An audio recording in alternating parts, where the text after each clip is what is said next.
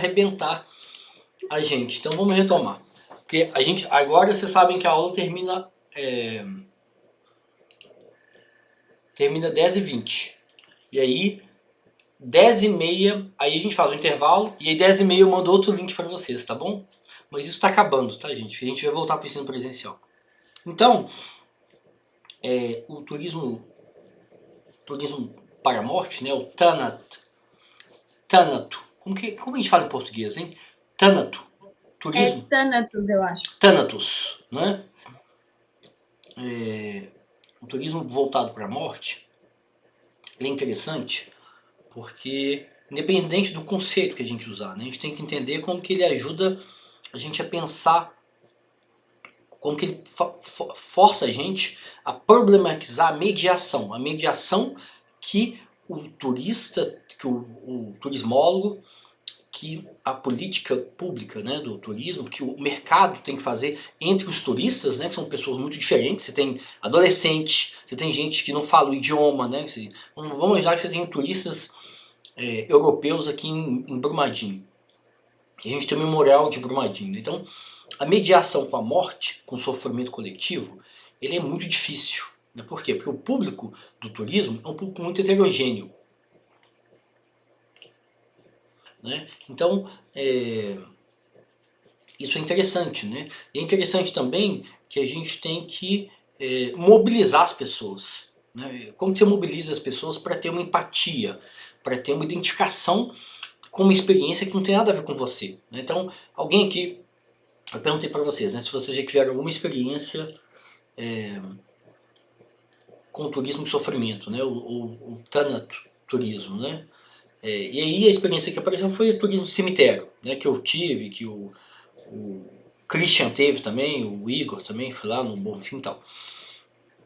Então, e entretenimento, né, parque, né, quando você está nesse extremo aqui dessa escala.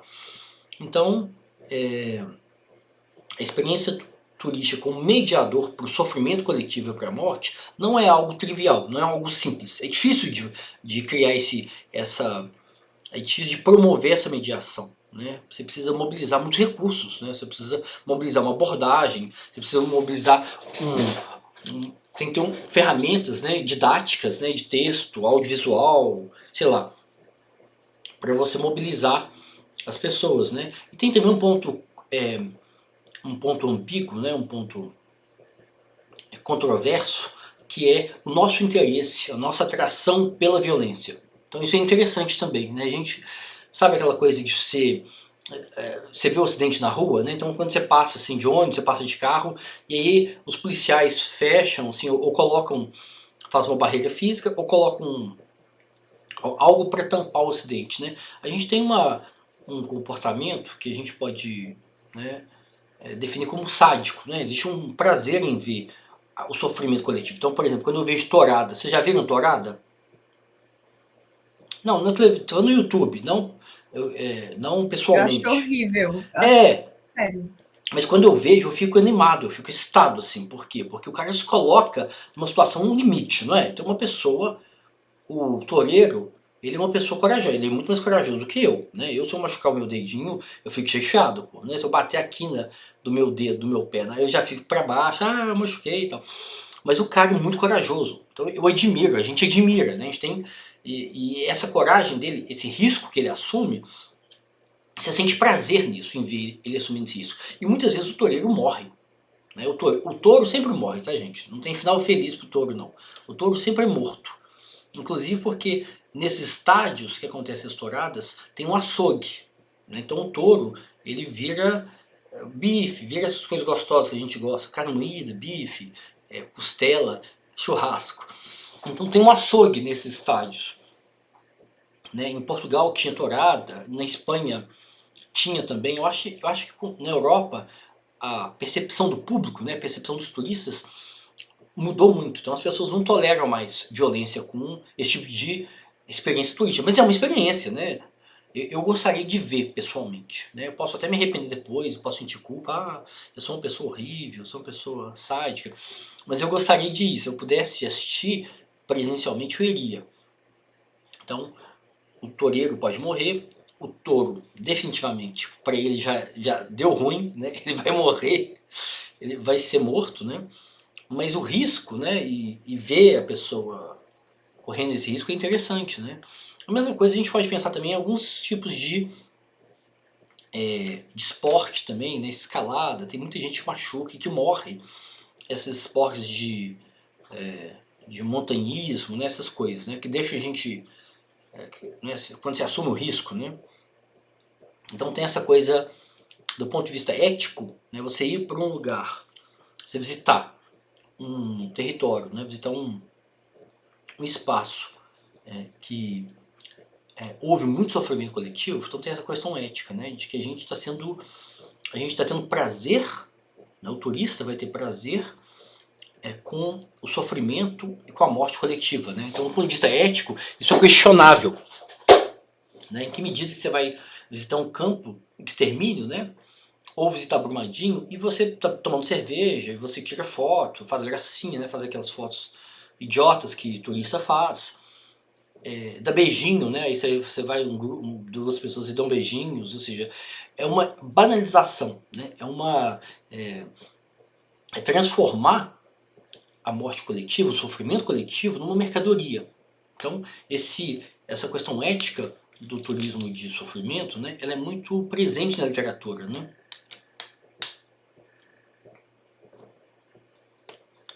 É igual, por exemplo, vocês já assistiram luta? Já viram aqueles canais de luta? A gente pode chamar aquilo de rinha humana, não é bonito? É uma rinha. E é horrível, vocês já viram? De vez em quando eu vejo. Eu nunca... UFC? Você tá falando tipo. Você tá falando tipo UFC, né? Isso, no início eu era todo sensível, coisa horrível. Depois eu comecei a gostar, né? Ver a violência, ver as mulheres, uma quebrando a cara da outra e tal. É igualzinho Coliseu, já viram o filme de Coliseu? No início a gente fica sensível, ai meu Deus, coisa horrível, então não posso ver, sou muito sensível. Depois, na verdade, você gosta de ver aquela violência, e é horrível. Agora, falando sério, a violência que as pessoas... Então, é uma boa forma pra gente parar de reclamar do trabalho da gente, né? Pô, eu dou aula, é chato. Pô, dar aula é chato, mas é ótimo. Imagina se o meu trabalho, meu ganha-pão, né? Se eu tivesse que pagar as minhas contas na rinha, no UFC, né? Então esse tipo de esporte, né? Você vê duas mulheres, né? Então você quebra o queixo, algumas pessoas perdem... Uma vez eu vi uma que a pessoa perdeu quase toda a orelha, né? O soco foi um soco tão forte que partiu. Entendeu? Então as pessoas... Pensa no público que tá lá, né? O público que vai em Las Vegas, que vai nesses shows ao vivo, né? Shows não. Que agora virou esporte, né? Que vai nessas... O próprio boxe, né? Que é um esporte mais antigo, né? Porque o UFC, essas coisas são recentes. Mas o boxe é um esporte antigo. Então as pessoas sentem prazer em ver a violência, né? Então a gente tem que problematizar, né? Problematizar o papel do turista, que vai ver violência, né? E não é uma violência que ele se identifica, não é uma violência que eu me identifico, né? Então quando eu vou na Candelária, por exemplo, eu posso não ter nenhuma identificação. E aí, Fernanda, tá no trabalho? Fernanda Oliveira, beleza. Então eu posso não ter nenhuma identificação com o sofrimento que eu estou presenciando. Eu posso visitar, né, um campo de uma tragédia, né, por exemplo, como aqui em Brumadinho, né, ou na Boate Kiss, né, você pode, imagina, você pode ter um roteiro, né, vamos imaginar que turismólogo é tudo doido, né, então você pode ter um roteiro, alguém pode ter uma ideia brilhante, vamos fazer um tour, um roteiro na Boate Kiss. Você sabe quantas pessoas morreram na Boate Kiss? Vocês lembram? Vocês lembram? Foi em 2011, eu acho. Foram pessoas jovens, de 20 anos, 21 anos, 22 anos, morreram asfixiadas, né? Porque a boate pegou fogo, vocês lembram, né? 250 pessoas, entendeu? Foi uma tragédia. Então, a gente tem que questionar, né? Então, essa escala,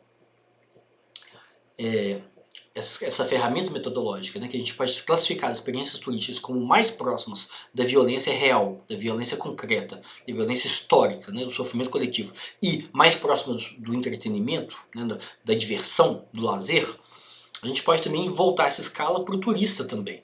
A gente pode pensar em que medida que os turistas, que é um público muito heterogêneo, a gente não espera que todos os turistas tenham 40 anos, né? Ah, não, e o turista leu sobre Auschwitz, leu sobre a Segunda Guerra, se envolveu, né? Todo o investimento, ou seja, eu já vi muito filme sobre a Segunda Guerra Mundial, então se um dia eu for na Polônia, né, os campos de extermínio, a maioria na Polônia, tem um outro na Alemanha, eu vou, por causa da minha bagagem cultural, da minha bagagem histórica, eu vou ter uma identificação, eu posso ter uma identificação, uma empatia, né? Mas o público dos turistas é muito heterogêneo, muito diverso. Você tem adolescente, você tem gente que nunca viu o filme da Segunda Guerra, tem gente que não sabe nem o que é a Segunda Guerra Mundial, né? Nem a primeira, nem a segunda, nem a terceira.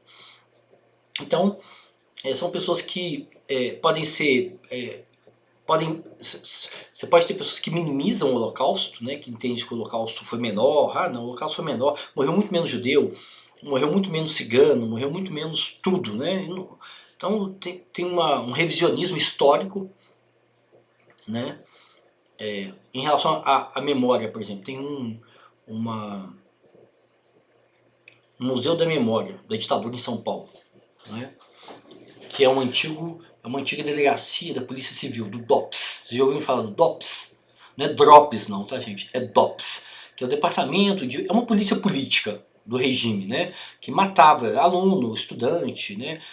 Professor, sindicato, trabalhadores estavam vinculados a sindicato, ou seja, todas aquelas pessoas que eram identificadas com o comunismo ou com algum tipo de associação comunista, né? Que eram contra o regime de exceção, que é a ditadura que a gente viu de 64 até 85, né, quando acaba a ditadura. Em 88 você tem a nova Constituição, né? Em 88 realmente você tem um novo regime democrático, você tem uma nova Constituição, né?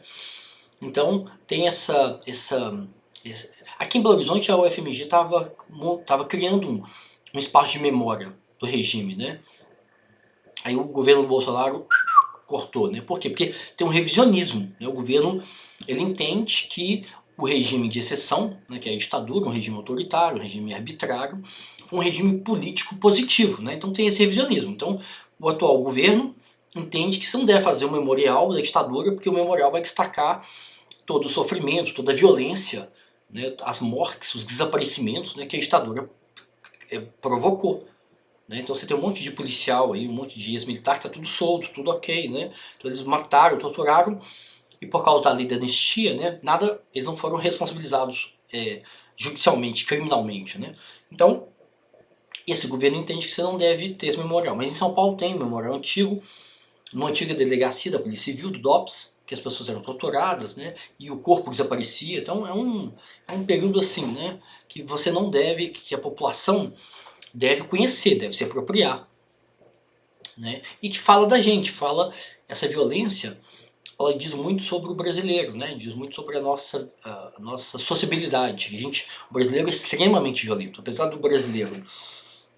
do imaginário coletivo acreditar que a gente é uma sociedade pacífica, uma sociedade, né, não racista, né, que tem aquele discurso da democracia racial, né? Ou seja, a gente tem uma idealização, a gente sempre se idealiza, né? Do ponto de vista psicanalítico, eu me idealizo. Não, o Fred é um cara legal, um cara justo, um cara bacana. Então, o povo brasileiro também se idealiza. Então, tem esse imaginário de que nós somos uma sociedade pacífica. Aí você olha para o número de homicídios, 50 mil por ano. Você olha para o número de feminicídios, né? Só crescendo. Você olha para o número de mortes no trânsito, gigante. Você olha para o número de mortes provocadas pelos regimes, né? Regime político, né? Regime autoritário. Então, isso é uma forma da própria população entrar em contato com a sua história e reconhecer que a gente não é uma sociedade pacífica, né? É uma sociedade extremamente violenta. Todos os dias eu olho o jornal, sempre tem casos de feminicídio, né? Parece que matar mulher no Brasil tudo bem, é normal, não é? Então aí se mata a mulher, minha namorada terminou comigo, não sei, aí você mata. A minha ex-mulher, aí você mata. Então é um nível de violência, um nível de naturalização da violência, né, que é absurdo.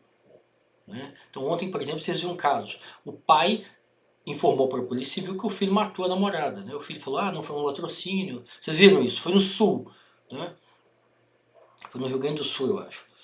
Então, eu estou falando isso porque a mediação com os turistas é muito difícil. Porque o público, né, os turistas são milhares. Né? Então é muito difícil você conseguir fazer essa mediação do turista que chega lá buscando entretenimento, ou às vezes o turista até tem uma adesão àquela experiência histórica, né? Ele sofre, tem uma empatia, né? Mas muitas vezes não, ele busca entretenimento, né? Então, a questão do turismo, e ao mesmo tempo a gente tem uma curiosidade mórbida em relação ao sofrimento, né? A gente gosta de saber, você viu fulano, como que fulano morreu? Ele pulou, ou seja, quando a gente tem informação sobre tragédias coletivas, né? Acidente de avião, acidente Chernobyl, né? Então, outro exemplo que interessante, porque Chernobyl ainda é um risco, você sabe, né?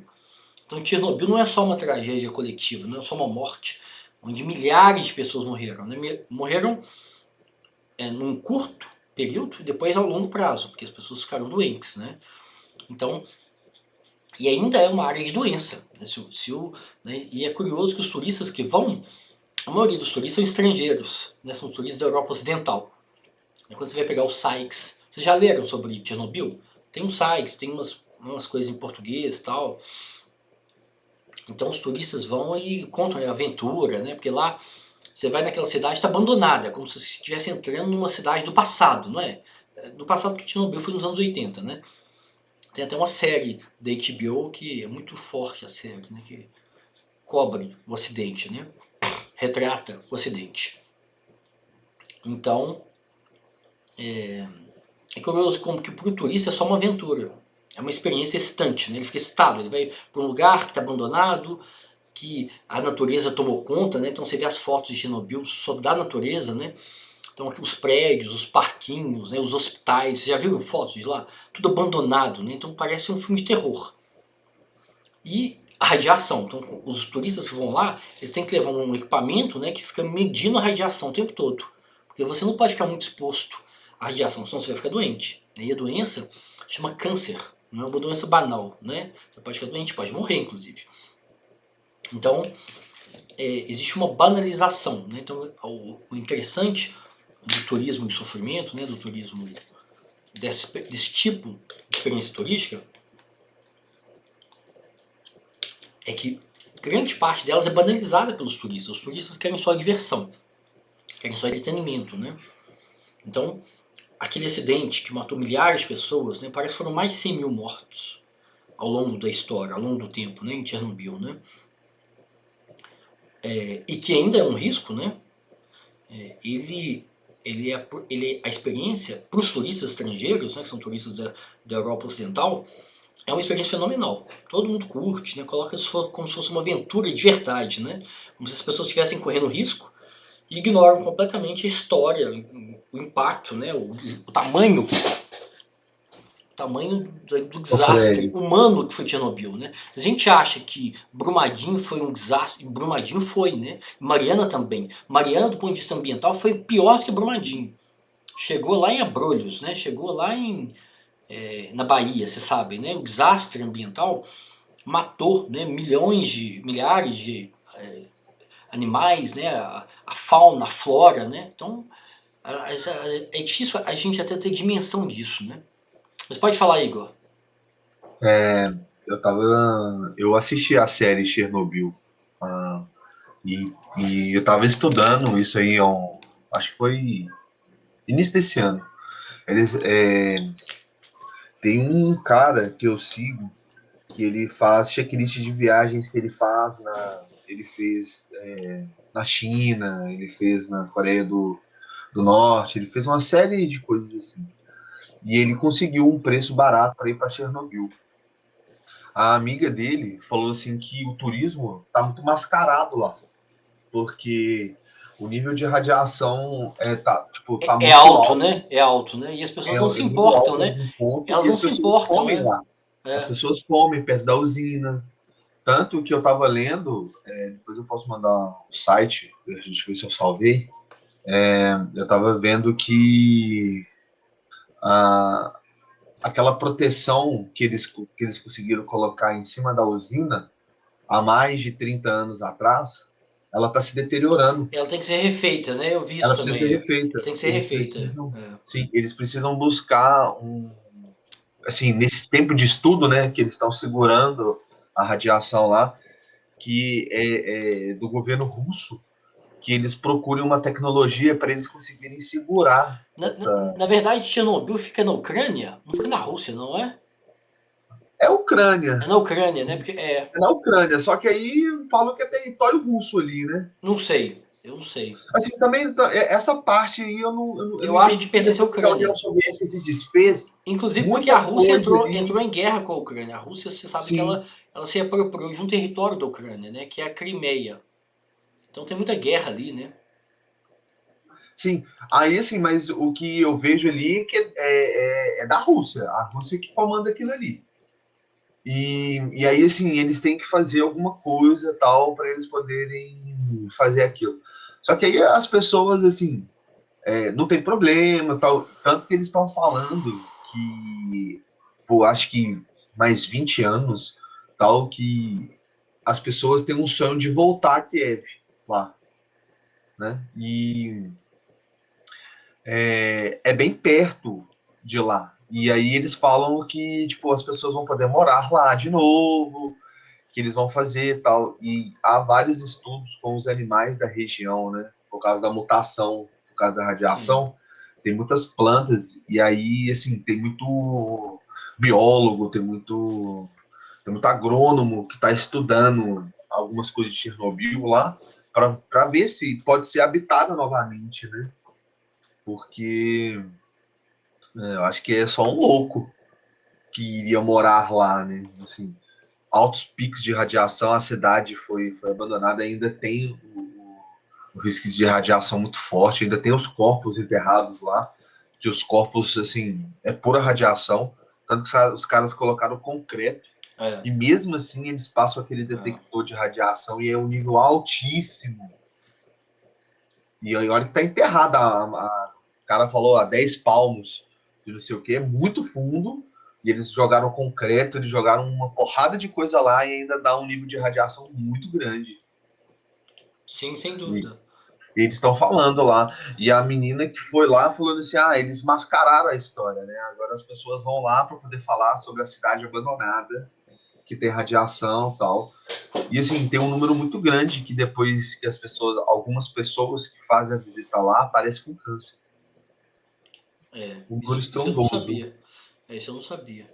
Então, um ponto importante é tentar compreender qual que é a atração que a gente tem, né? A gente como turista, né? Que os turistas têm pelo sofrimento, né? Pela tragédia, a gente é sádico, é isso, né? A gente tem uma parte da gente que gosta disso, gosta de ver sofrimento, né? Então quando você assiste luta, UFC, quando você vê duas pessoas se agredindo, né? A gente sente prazer, né? Então é isso que o turista busca, né? Esse tipo de excitação, né? E como mediar isso, né? Se o turista é sádico, se o turista gosta de ver o sofrimento dos outros, né? Porque aí você não tem empatia, né? Isso quando você gosta de ver o sofrimento dos outros, você não tem empatia. Você não se Eu acho, identifica. eu acho mais é o poder da fala, né? Eu fui.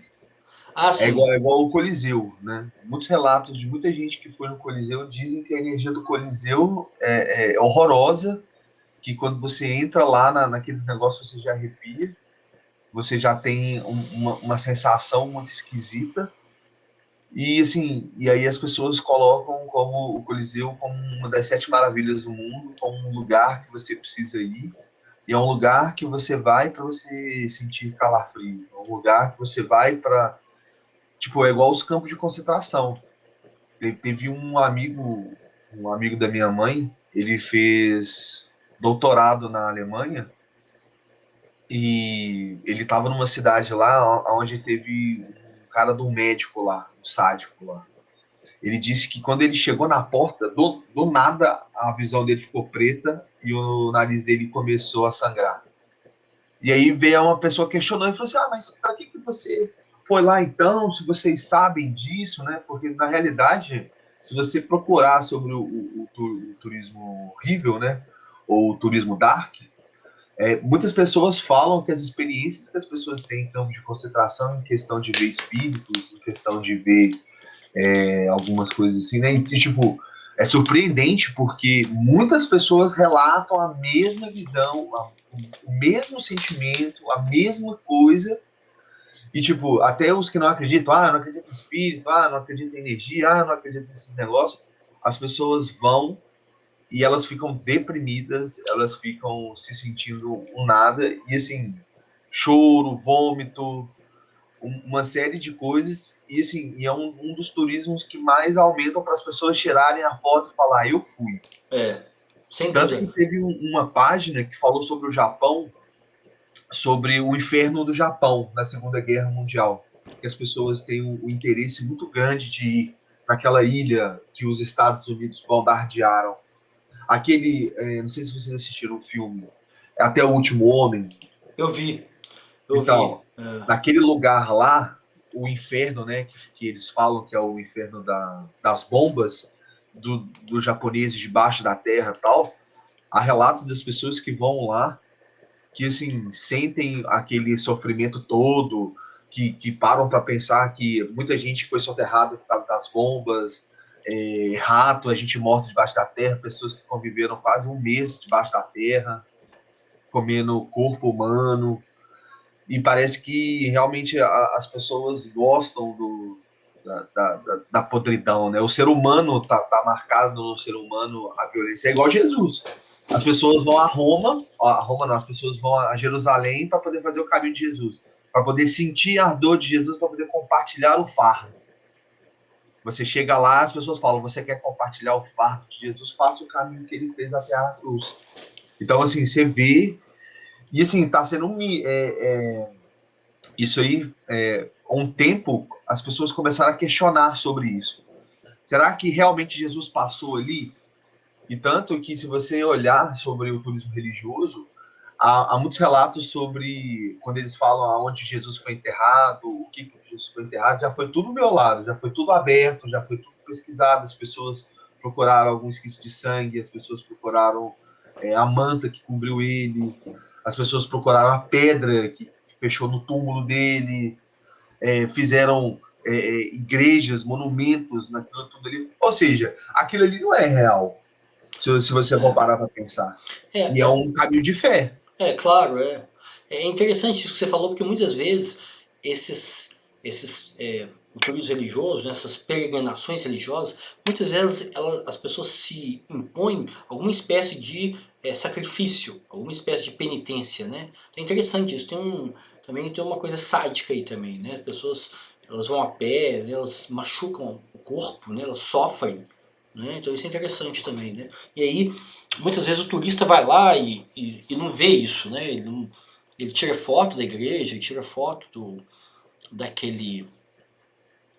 daquela paisagem, daquele cenário, mas não vê o sacrifício das pessoas, né? As pessoas passam, jejuam, né? Elas conseguem comer dias, elas fazem uma trajetória longa, uma caminhada de dias a pé, descalço, né? Não sei. Então é interessante o que você falou por isso, né? Porque o turista muitas vezes não percebe nada. Ele tem uma apropriação muito superficial, né? Então essa discussão ética, né, da moralidade, né, em que medida que o interesse do turista é muito superficial, porque você falou, o Igor, por exemplo, trouxe um exemplo interessante de como que alguns turistas, eles têm uma reação física, né, quando visitam esses campos de extermínio, eles passam mal, eles ficam exaustos, né, ficam com dor de cabeça, e ficam exaustos. Outras pessoas não, as pessoas tiram foto, passam direto, né, não, tem uma apropriação muito superficial. Então, o público que, que os turismólogos estão lidando, né, o público, ele é muito diverso, é muito heterogêneo. Então você tem gente que não vai ter nenhuma empatia, vai passar direto, né? E tem gente que pode ter uma empatia, e a empatia pode ser de várias razões, por várias causas, né? Porque a pessoa acredita em espírito, né? Não importa, ou porque a pessoa se apropriou da história daquele território, daquela, né, leu muito, se informou muito, né, teve um envolvimento emocional e intelectual, né, com aquela história, né? Você pode visitar. É igual a gente quando a gente visita, por exemplo, Ouro Preto, né? A gente não é direcionado, não é conduzido, né?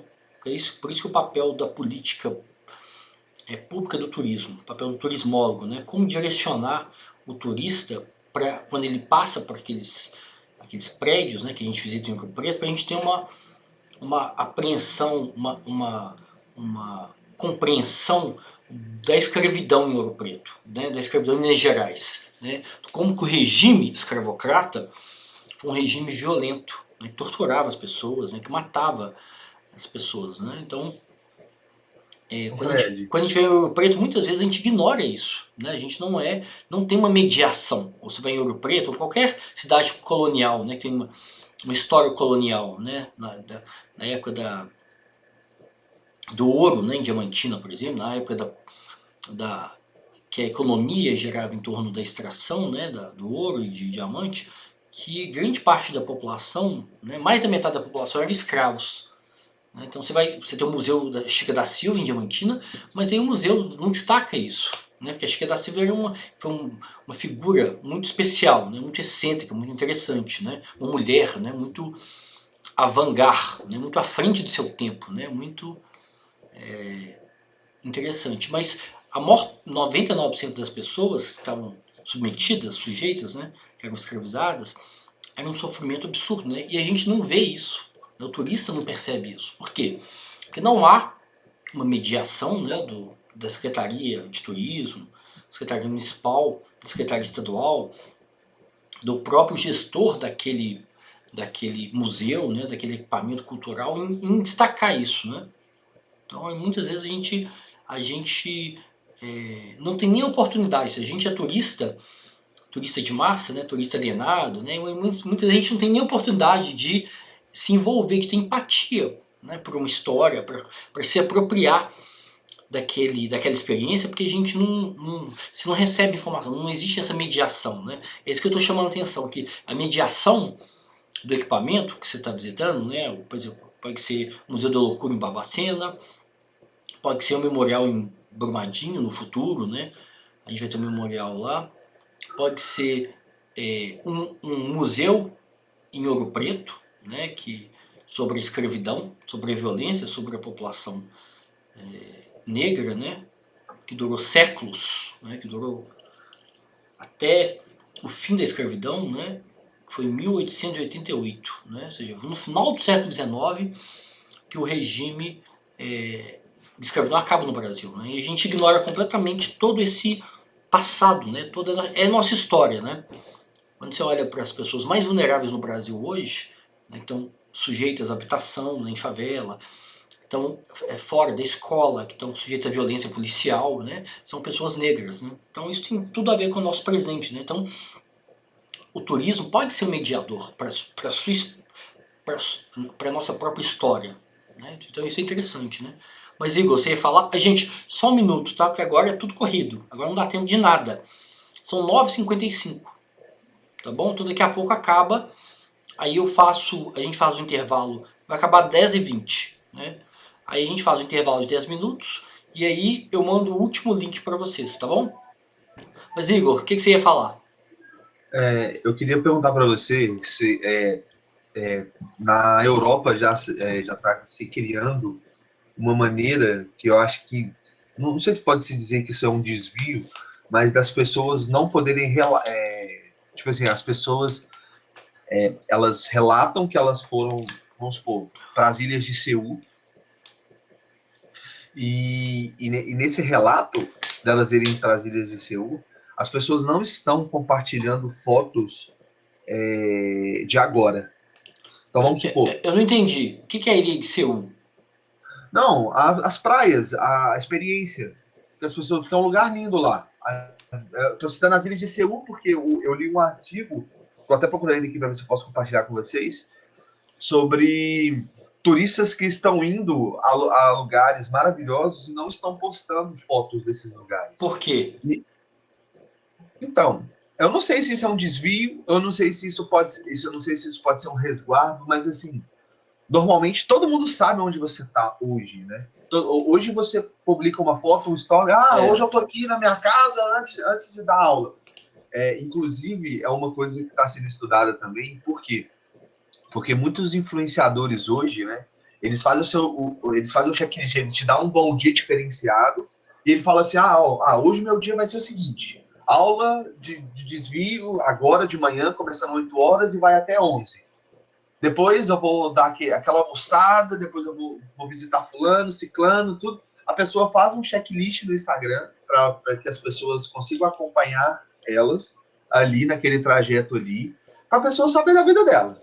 Igual no Twitter. O Twitter, todo mundo tá ligado no Twitter lá, as pessoas falando merda, tô no banheiro, tô fazendo xixi. Eu tô comendo agora. O Twitter é assim. Eu vejo o povo fazendo dessa forma. E dá um relato. E aí começou o movimento agora das pessoas fazerem viagens e delas não publicarem as fotos das viagens na hora que elas estão fazendo. Mas isso tem a ver com o constrangimento, né, da pandemia, né? Ou seja, as não, pessoas... professor. Não, isso não. Isso foi antes da pandemia. É? Eu não conhecia. Esse movimento.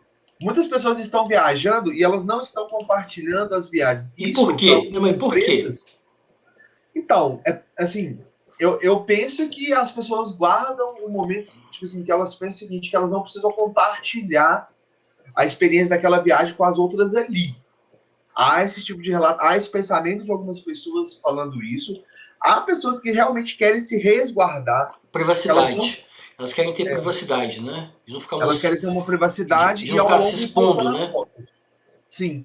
É igual os avós, né? Você vai na casa da sua avó, sempre tem aquele álbum de fotos que as pessoas tiram, porque na época eles não tinham uma rede social para postar as fotos. Então você tirava as fotos ali e as pessoas elas faziam álbum em cadernos e aquelas coisas e falavam assim: o meu passeio à Europa foi assim. E aí as pessoas vão lá e tiram a foto, até que elas estão digitalizando isso hoje. Mas há um grupo, e a Europa, assim, algumas pessoas, algumas partes da Europa compactuam com isso. Às vezes o turista não mexer no celular enquanto elas estão lá, que elas possam tirar foto. Você tira fotos, vamos supor, você tira uma foto, você está em Viena, você está naquele canal lá. Aí você está no restaurante. Às vezes um fotógrafo chega lá e tira aquela foto daquela câmera lá, vocês estão aí, tal. Aí você tira uma foto e ele entrega para você e você guarda.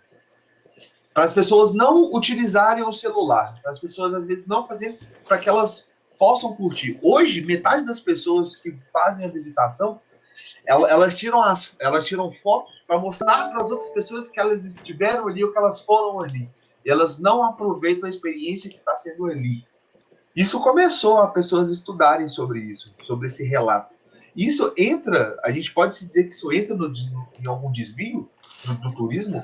Eu não sei, eu acho que a gente tem que buscar produção sobre essa experiência turística, né? Tem que ler, tem que se informar. Eu não conheço, né? Então você está trazendo para mim, pra gente, alguma coisa que é interessante, que é nova, né? Eu não sei se é Fernanda Oliveira, Souza, Cecília, o Fernando e a Mariana conhecem esse tipo de experiência turística, mas eu não conheço. Então a gente teria que ler e se apropriar, né? E discutir isso com profundidade, né? Eu acho interessante. Aí, a Fê disse que mantém as lembranças em algo.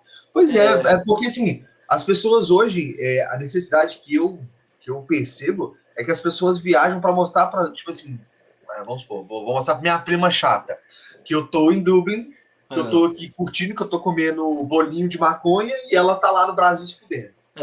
Então Você acredita que eu li isso? Eu li isso. Mas ela falou assim, essa coisa do status, status... prima, eu estou em Dublin comendo bolinho de maconha. Ela postou isso na foto. Mas essa coisa do status é importante, né? Esse é um exemplo caricatural, né? Quase uma caricatura, né? Um exemplo bobo, mas na verdade o status é importante. As pessoas, por exemplo, hoje vai ser a primeira viagem ao espaço da empresa do Jeff Bezos, vocês viram, né? Hoje é a Blue Origin, né? Que é a empresa do Jeff Bezos, que vai fazer turismo espacial, né? Eu provavelmente vou estar nessa viagem, então eu vou falar assim, eu sou foda, vocês não são, né? Vocês ficam fazendo essa viagem para o Espírito Santo, essa viagem de farofeiro aí. Então no futuro, o turismo espacial vai ser mais, claro que ele não é acessível, ele não vai ser uma experiência democrática, né? Custa $100 mil, né? É um absurdo, mas você tem a Virgin, ano passado, né? Aquela empresa inglesa, né? Fez um voo orbital, né? Agora, hoje vai ser da Amazon, se tudo der certo, né? Porque é foda também, né? Tem um risco, né? Ou seja, a gente quer ter experiência igual o Igor estava chamando atenção, né? A gente quer ter experiências únicas, a gente quer ter experiências autênticas, mas a gente tem risco. Então, se você vai para Chernobyl, você pode ficar doente, você pode estar exposto ao nível de contaminação que o seu aparelho lá não mede, não mensura, né? Você pode fazer uma experiência de aventura, de subida, de escalada, né? De montanhismo e morrer, cara, né? Cair lá do Everest, morrer e tal. Ou você pode ter a experiência do turismo espacial e sofrer um acidente também, né? Pode ter um acidente e morrer. Mas vai ser bem mais legal do que morrer no Espírito Santo, né? Naquela praia poluída, cheia de farofeiro, cheia de mineiro, né? Isso é verdade. Então essa coisa do status que o Igor está chamando atenção é verdade mesmo. A gente gosta, a gente enquanto ser social, né? As pessoas, elas não são só vaidosas, não. Elas gostam de se diferenciar. Então existe muita análise sobre status, né? Como que a distinção por grupo social, extinção de classe social, né? Então você tem um turismo elitizado, né? Então tem gente que tem turismo e vai para, fala um lugar chique aí, vai para as ilhas, para Polinésia Francesa, lá na Oceania, né? Então é um mar maravilhoso, aquele mar azul, cheio de tubarão, né? Cheio de, então, e tem gente que vai pro Espírito Santo, porque é farofada, cheio de mineiro, né? Aí você encontra todo mundo lá, você encontra o povo de GC lá, o povo chato da Fafi, você encontra todo mundo lá. Então o status é importante pra gente. A gente tem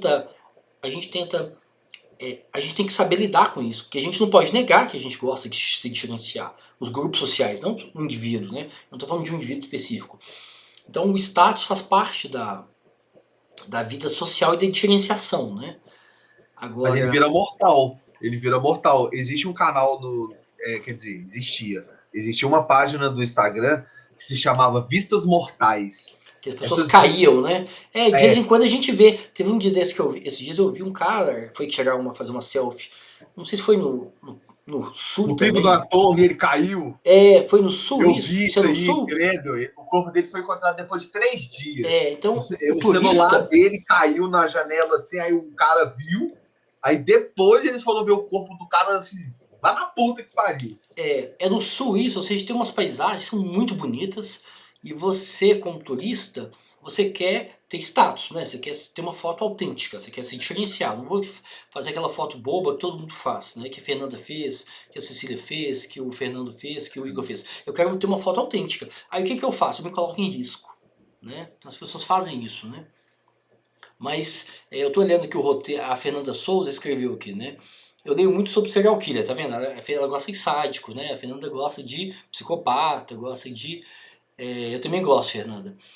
E estava lembrando que na Inglaterra existe um roteiro, né, um circuito do Jack Stripador, onde você visita locais onde ele matou as vítimas, né, onde ele assassinou de uma forma extremamente cruel e violenta, né? Então a gente gosta de... Então provavelmente se a gente buscar informações, né, roteiros, deve ter vários roteiros, Fernanda, né, sobre serial killer. Tem o Jack, que é o mais famoso, né, por causa do cinema, né? Tudo isso muito passa pelo cinema, que o cinema faz o nosso imaginário, né? A gente tem um imaginário, tem muito serial killer aqui no Brasil, mas a gente não conhece eles, né? Ainda bem, né? De repente são nossos vizinhos, são pessoas, né, bacanas também, é melhor nem saber dessas coisas, né? Então o cinema até cria, até ajuda a consolidar esses roteiros, né? Então nos Estados Unidos, por exemplo, tem muito filme sobre serial killer, né? Então eu também gosto de ver. E a gente tem um prazer em ver isso, né? Ou seja, o serial killer não é uma coisa bacana, né? Não é uma coisa que você fala assim, ó, que legal, meu primo é serial killer, tal. Ou seja, na verdade é muita violência, né? Uma violência primitiva, né? Então as pessoas... Normalmente as vítimas são sempre mulheres, né? Vocês já viram? Vocês já perceberam? Existe um padrão, né? Tem até uma série da Netflix que chama Mindhunter, vocês já viram? Então ele entrevista os serial killers, né? Quando o FBI cria... Isso é fato, né? É histórico isso, né? O FBI cria uma unidade para prender serial killer, né? Porque nos Estados Unidos é uma febre. Então, e normalmente as vítimas são sempre mulheres jovens, né? Então elas morrem de uma forma extremamente violenta, né? Então é possível encontrar na internet roteiros, né? Para ver, olha, na cidade tal, né, tinha... Então isso também mostra o nosso interesse mórbido, né? O que o turista tem um interesse mórbido, né? Um interesse sádico pela violência. A gente tem, né? Mas e aí cabe ao turista, ao mediador, né? Ao turismólogo, à agência de viagem, à empresa que faz esse roteiro, mediar isso, para não transformar isso só em entretenimento, né? Eles não é entretenimento, né? Tem um hotel lá acho que é em Los Angeles, que se chama Cecil Hotel, que lá eram lugares que serial killers passavam à noite, porque ele tá localizado num bairro muito pobre, assim, acho, lá em Los Angeles, sabe? E aí teve um caso de uma moça que ficou desaparecida por muito tempo lá, e depois encontraram ela morta. E assim, as pessoas meio que banalizaram mesmo isso, sabe? Tipo, nossa, eu tenho que ir no Cecil Hotel. Fazer uma foto, né? Mas também a gente não pode julgar também as pessoas, porque a gente tem que se colocar no lugar do turista, né? A gente tem esse interesse, a gente tem que... A gente não pode ter uma postura moralista, né? Olha, não tem que acabar com o turismo, né? O turismo de Auschwitz, o turismo... Porque as pessoas querem ver, existe uma curiosidade na gente, né? Isso faz parte da nossa natureza, essa curiosidade, que muitas vezes pode ser entendida como sádica, como mórbida, né? Como um voyeur. A gente gosta de ver de longe o sofrimento, né? Por que a gente gosta de Big Brother? Né? O que é o Big Brother? É um circo dos horrores, não é? As pessoas se agridem, uma humilha a outra, as pessoas se rebaixam, né? Fica o tempo todo a mesquinharia, né? Então a gente gosta de ver o circo pegar fogo. Mas tem que ter um limite, né? Ou pelo menos tem que ter uma mediação para isso, né? Então a Carol Conká, você lembra da Carol Conká? Ela foi lá e aprontou e tal, aí depois ela foi banida das redes sociais, aí tentaram resgatar ela nas redes sociais. Então, se a gente vivesse um Big Brother, aqui nós somos 7, né?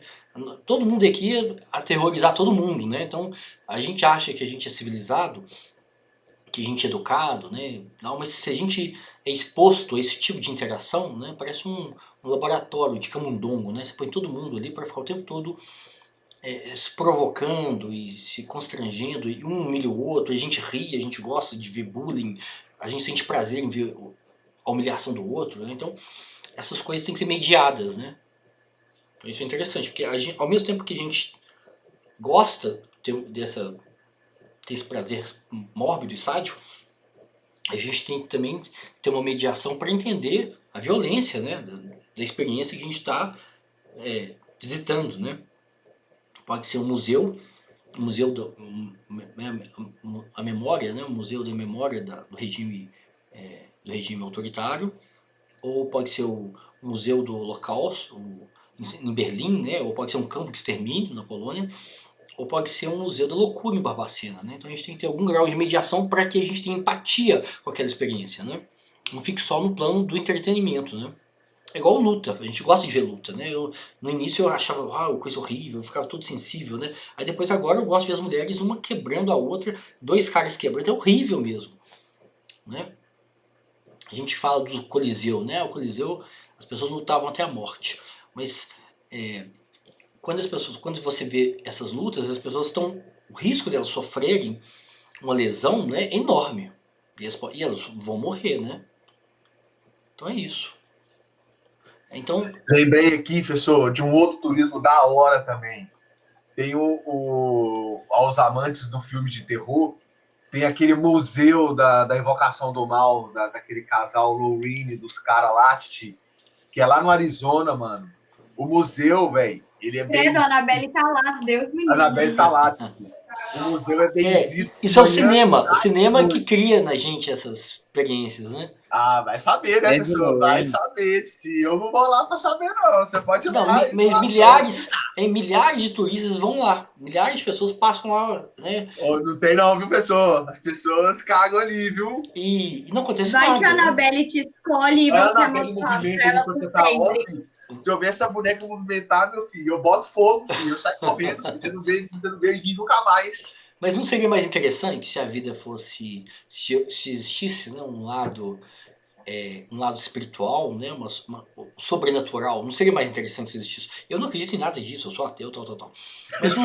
Mas não seria interessante se existisse o sobrenatural? Vai lá, Fred. Vai lá e conta pra nós. Não, mas eu sinto medo. Chega lá no museu lá e fala qual a sua sensibilidade. Você sente medo. Agora, seria mais interessante se existisse o sobrenatural, né? Hein, gente, daqui a pouco vai cair, tá? A gente faz um intervalo de 10 minutos e eu mando o link pra vocês, tá?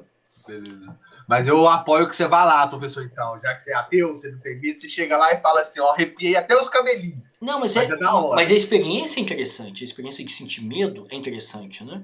Por isso que as pessoas fazem... Por exemplo, quer uma coisa mais boba do que ir num parque, por exemplo, né, na Disney, e na montanha-russa.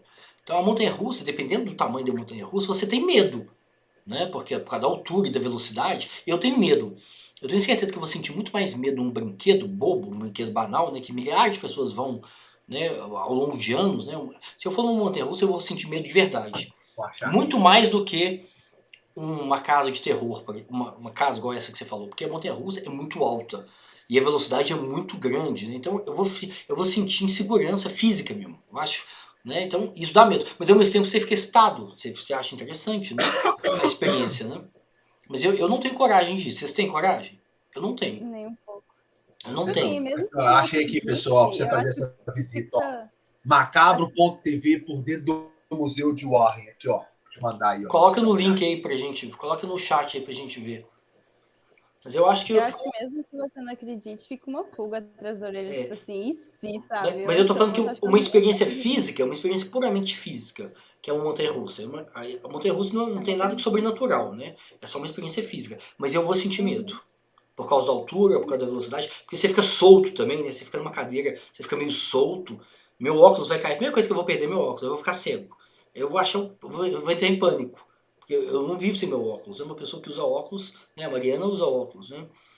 Você não pode ficar sem seu óculos. Eu vou me sentir vulnerável, né? Mas ao mesmo tempo eu vou gostar daquela loucura, né? Porque é muito rápido, né? E é muito forte o impacto, né? Físico, né? Mas eu não tenho coragem, não. Eu prefiro mil vezes ver a Annabelle. Eu prefiro mil vezes ver a Annabelle. A Annabelle é 10 pra mim. Eu acho a Annabelle Eles linda. falam, professor, que cada imagem dessa aí do museu aí teve uma inspiração de um demônio.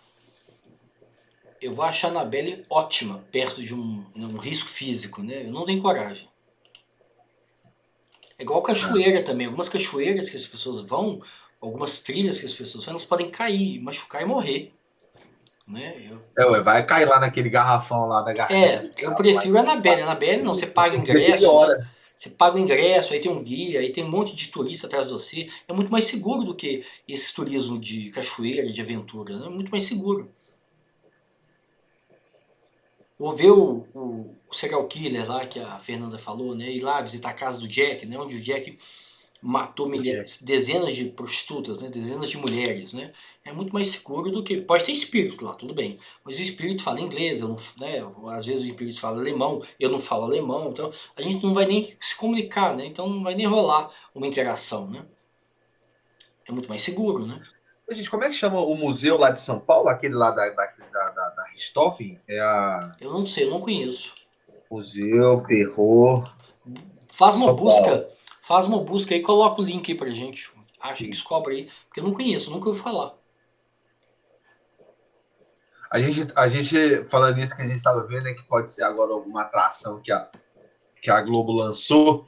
Tem aquele caso do Evandro, daquele menino lá, do Paraná, que sumiu, que eles falaram que fizeram magia negra com o menino, com os óculos do menino, em fins políticos. É do seu tempo, professor, isso aí, 1990, Eu não conheço, 1989. mas eu não conheço o caso. Então, é um De caso onde que era que esse? assombrou o Paraná aqui nos anos 80 e 90, do Opala Preto, que era que pessoas roubavam as crianças para poder fazer magia negra. Tava até conversando isso com a minha namorada aqui. Ela falou assim: Nossa, eu lembro dessa época. Tipo, todo mundo tinha medo do Opala Preto, né? Porque o Opala Preto tava sequestrando crianças.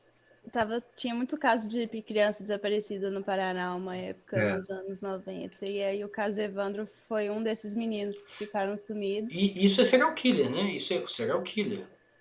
Aí depois eu não lembro como. Eu não acompanhei a história toda, tipo, até o final. Eu não lembro. A criança tipo também é assim, muito vítima. Também é muito vítima de serial killer, né?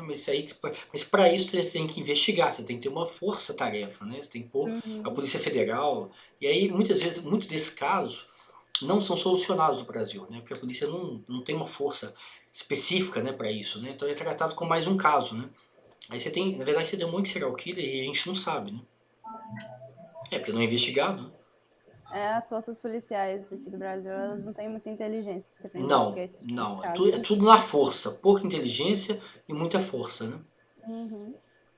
Então, gente, vamos fazer o intervalo agora, porque vai cair, tá bom? São 10h17. Aí, quando for 10h20, cai. né? O Google Meet agora virou mercenário, né? Tá cobrando a gente, é um absurdo isso. E aí a gente volta 10h30, eu mando o link para vocês, tá bom? Então vamos fazer o café, vamos fazer a pausa pro café. Até mais. Até mais, professor.